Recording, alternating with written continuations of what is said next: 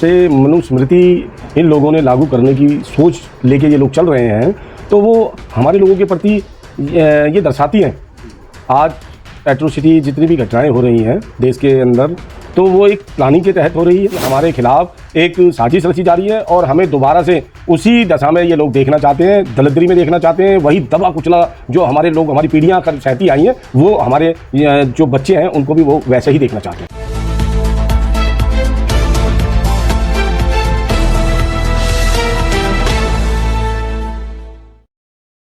संजय जी, स्वागत है हमारे चैनल पर आपका। जय भीम साथियों, मैं आपके चैनल जनहित की आवाज़ HD न्यूज़ और समृद्ध भारत को अपनी ओर से शुभकामनाएं देता हूं।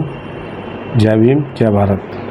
सर, अभी हाल फिलहाल में आपने देखा होगा कि कई सालों से लगातार SC ST OBC के ऊपर जो प्रताड़नाएं बढ़ी हैं, वीडियो वायरल बनाई जाती है, वीडियो को वायरल किया जाता है जानबूझ करके, तो ये मानसिकता आखिर क्या दर्शाती है? देखिए सुनील जी, मैं पहले आपको बता दूं कि ये अभी से नहीं हो रहा। ये मानसिकता तो शुरू से ही चलती आ रही है। जब से मनुस्मृति इन लोगों ने लागू करने की सोच लेके ये लोग चल रहे हैं, तो वो हमारे लोगों के प्रति ये दर्शाती हैं। आज एट्रोसिटी जितनी भी घटनाएं हो रही हैं देश के अंदर, तो वो एक प्लानिंग के तहत हो रही है। आप प्लानिंग बता रहे हैं सर? हाँ, मैं भाई देखिए ना, देखिए आप किसी भी कास्ट को ले लीजिए, अगर उसको यातनाएं दी जाती हैं और उनको पीड़ित किया जाता है, तो वो एक प्लानिंग के तहत किया जाता है, एक मनुवादी सोच के तहत किया जाता है।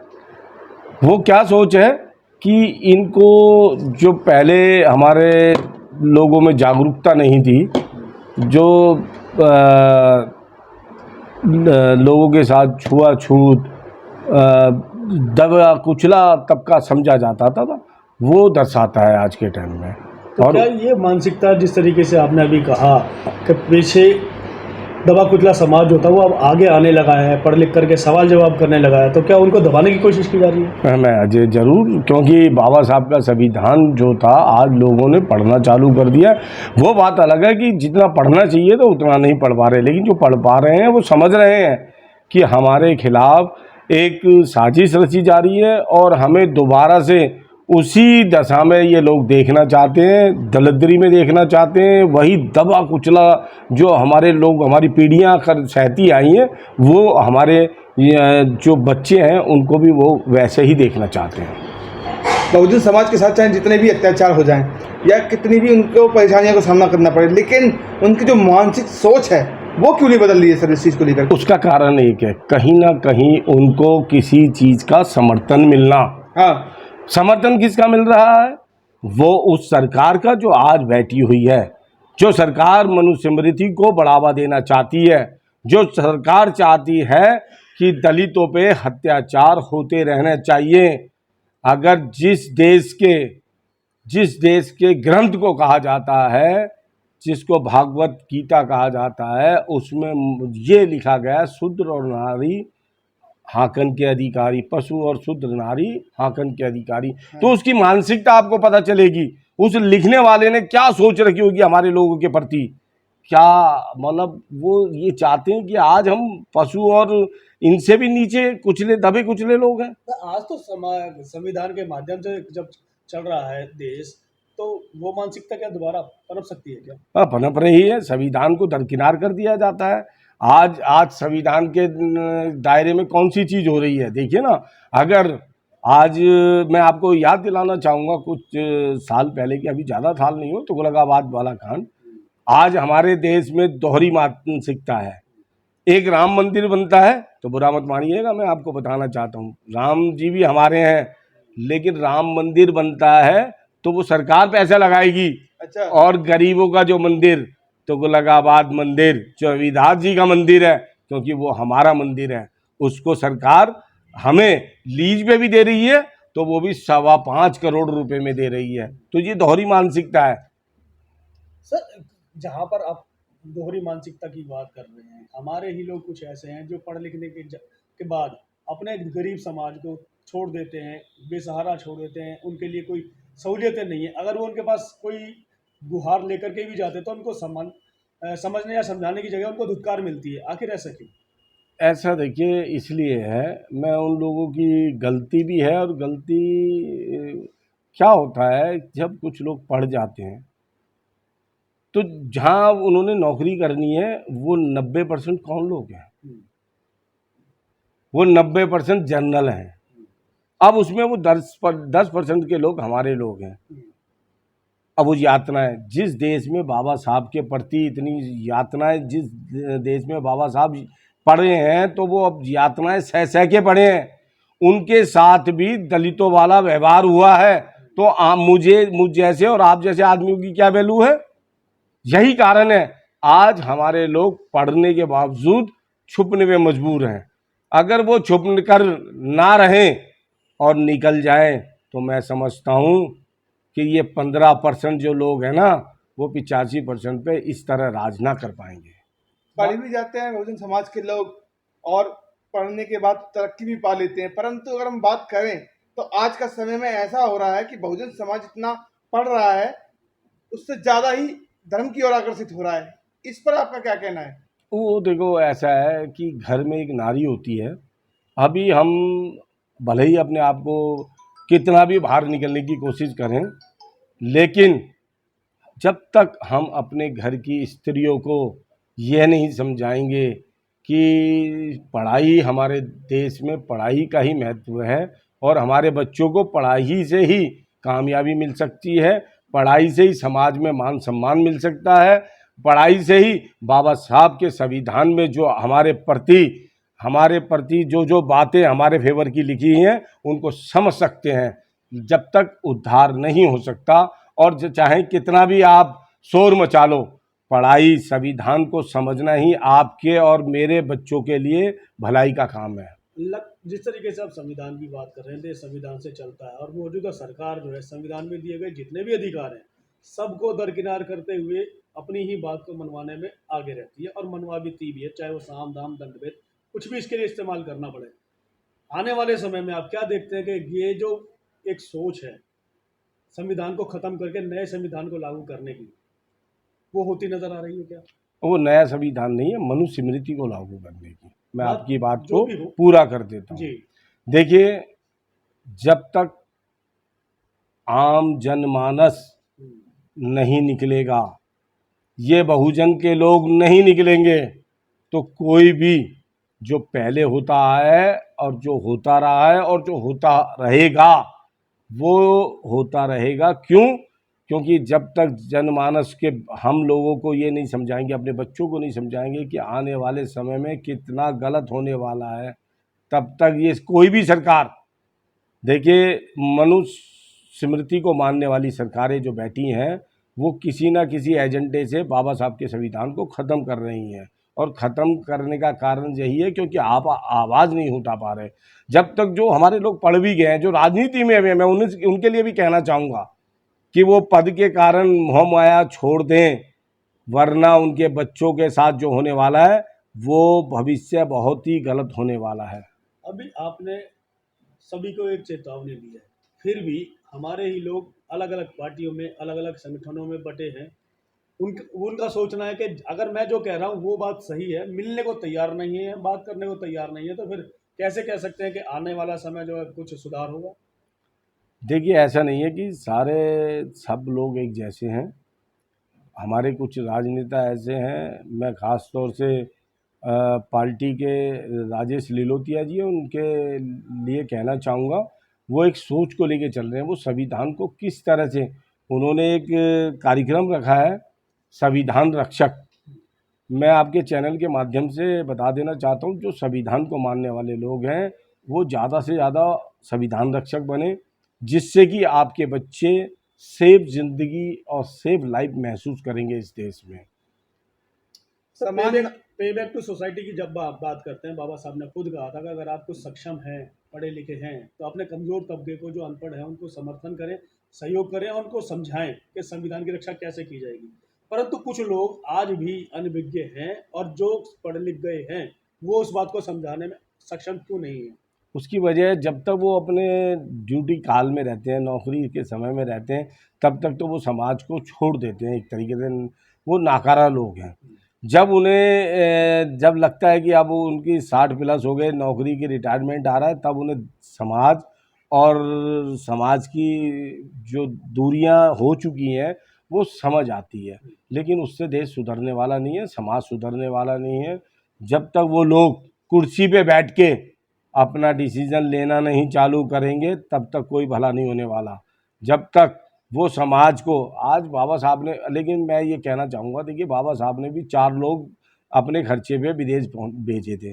वो बाबा साहब चाहते थे कि भी ये पढ़ लिख के आएंगे तो शायद ये 4 8 को पढ़ाएंगे, वो 8 16 को पढ़ाएंगे, लेकिन ऐसा हुआ नहीं। वो 4 के 4 एक वापिस आया था, बाकी 3 सारे के तीनों के तीनों विदेशों में रह गए थे। वो आपको भी मालूम होगा, सबको मालूम है, जग जाहिर है। जब तक ऐसी मानसिकता हमारे लोगों में रहेगी तो दूसरे क्या थप्पड़ मारेंगे, पहले तो खुद का ही थप्पड़ पड़ता रहेगा। सुधार कैसे होगा सर? सुधार तो ऐसा होगा, सबको, मुझको और आपको गली गली जाके बच्चों को ये समझाना पड़ेगा, भाई बच्चों पढ़ाई करो, शिक्षित बनो, संगठित करो, रहो, संघर्ष करो। जब तक ये मूल मंत्र नहीं अपनाओगे जीवन के, तब तक कुछ नहीं होने नहीं वाला। और मैं तो कहूँगा कि आप बहुत अच्छा कार्य कर रहे हैं अभी जी। इसके माध्यम से कम कुछ तो जागरूकता पैदा हो रही है लोगों के अंदर। एक सवाल और आता है यहाँ पर कि जब हम सोच की बात करते हैं, शिक्षित की, पढ़ने की, संगठित होने की, तमाम बातें हैं, लोग बाग जानते भी हैं, उसके बावजूद आज के समय में शिक्षा दूर की जा रही है, रोजगार है नहीं, और जो कमज़ोर तबका है वो उतना सक्षम नहीं है कि कुछ भी चीज़ ग्रहण कर सके। आने वाला जो समय है 2024 के बाद, आपको लगता नहीं है कि वापस उसी दौर में जा रहे हैं जिस दौर से निकल के आए थे 100 साल पुराने समय में? इससे बचाव कैसे होगा आखिर? देखिए, सरकार ये समझ गई है तुगलकाबाद आंदोलन से कि आपका एकजुटता बहुत है। उन्होंने षड्यंत्र के तहत एक प्लानिंग की कि इनको बल से तोड़ा नहीं जा सकता। तब उन्होंने बैठ के एक मीटिंग बनाई, छल की। छल वो किस तरह से? महंगाई की, आपके सरकारी जो आपको सुविधाएं दी जाएंगी उन्हें छीनने की। किसी भी महकमे में जब नौकरियां आपको खत्म कर दी जाएंगी तो आप प्राइवेटीकरण की तरफ जाएंगे। प्राइवेटीकरण में क्या होगा? एक बॉस होगा, एक मालिक होगा, और वो आपको वैसे ही चलाएगा जैसे चलाना चाहता है। वही मनुस्मृति आप पे लागू कर दी जाएगी। समान नागरिक कानून जिस तरीके से मानसून सत्र में लाने की तैयारी चल रही है मोदी सरकार की, तो उस पर आपका क्या नजरिया है?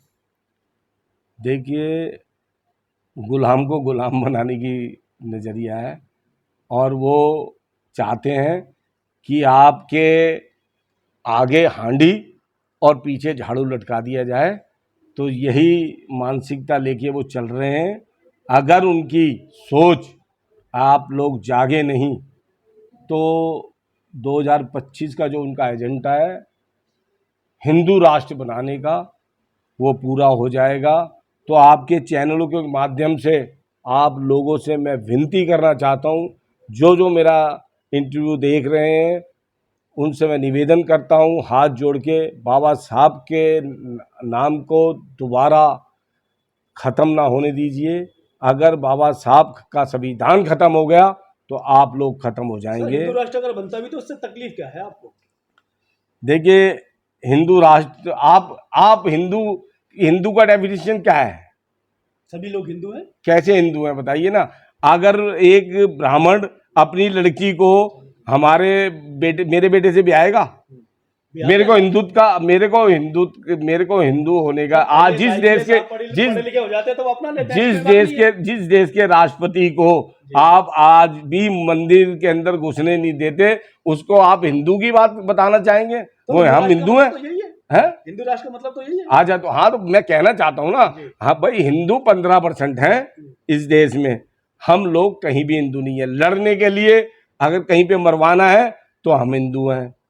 हमें अगर बलि का बकरा बनाना है तो हम हिंदू हैं। हिंदू और मुस्लिम की लड़ाई करानी है तो हम हिंदू हैं। लेकिन जो वर्ण व्यवस्था है उसमें हम कहीं भी नहीं हैं। पर SC ST OBC के लोग, अभी आपने देखा होगा हाल ही में कांवड़ यात्रा चली है, और कांवड़ यात्रा में सब लोग वही हिंदू समझ के ही तो वहां जाते हैं, और हिंदू हैं इसलिए जाते हैं। देखियो, इस मामले में मैं आपको देना चाहता हूँ, स्पष्ट बात है कि देश, ये भारत देश एक भेड़ चाल है। आपको याद होगा, भेड़ जब गठरिया जब भेड़ लेके जाता है ना, तो वो सारी भेड़ों को नहीं हाँकता, वो एक भेड़ के सींग पकड़ लेता है, एक को खींचता जाता है, सारी भेड़ें अपने आप चल देती हैं। सोचना नहीं है, समझना नहीं है, बस चल देना है। वो भेड़ पीछे किस लिए जा रही है, वो गड्ढे में गिरने जा रही है या पोखर में गिरने जा रही है, उन्हें कोई मतलब नहीं है, उन्होंने पीछे चलना है। तो यही हो रहा है। आने वाले समय को भी बदलाव है यार, ये भेड़चाल चलती रहेगी? नहीं, बदलाव होगा। बाबा साहब का जो अल्प जगाया हुआ है वो जलेगा। अगर संविधान खत्म करने की बात हो रही है, मनुस्मृति लागने की बात हो रही है, अभी हाल ही में संसद का उद्घाटन किया गया, वहां पे अशोक स्तंभ स्थापित ना करके सिंगोल स्थापित किया गया, जिसमें राजतंत्र का प्रतीक माना जाता है, जिसको दंड का अधिकारी माना जाता है, तो कैसे कह सकते हैं कि आपके ये जो है बदलाव होगा? देखिए, बदलाव वो तो जो वो अपना कर्म कर रहे हैं वो कर रहे हैं। मेरा कहने का उद्देश्य यही है कि आप अपना कर्म भूल रहे हैं। अरे आप अपना कर्म कीजिए। जब, एक बात बताऊं, सुन लीजिए मेरी बात, 15% के कर्म में 85% अपना कर्म करेंगे तो बवंडर आएगा। 85%, लेकिन एकजुट तो नहीं है ना? अजय होंगे। कब होंगे? होंगे, जब मनुस्मृति लागू हो जाएगी? नहीं नहीं नहीं नहीं नहीं नहीं, उससे पहले होंगे। जागरूकता आती जा रही है। और ये और ये इंटरव्यू देखने के बाद जो मेरा इंटरव्यू देखेगा, कम से कम 85% लोगों में से अगर 5% भी जागते हैं तो मेरे लिए बहुत है। और मैं धन्यवाद देना चाहूँगा आपको कि ये चैनल हर उस जितने भी दलितों के कम से कम न्यूज़ चैनल हैं उन पे तो दिखाना, व्हाट्सएपों पे दिखाना, जिससे कि लोगों में मानसिकता, जो सोच है, जो दबी सोच है, वो चेंज होगी। और माताएं बहनों से मैं रिक्वेस्ट करना चाहूँगा, मेरी माताओं बहनों से हाथ जोड़ के विनती करना चाहूँगा कि बाबा साहब के 3 जो मूल मंत्र हैं अपने बच्चों को बताएं, शिक्षित बने, संगठित रहें और संघर्ष करें। इनसे ही उनका भला होने वाला है, ना तो मंदिर से, ना किसी भगवान से किसी का कुछ भला नहीं होने वाला।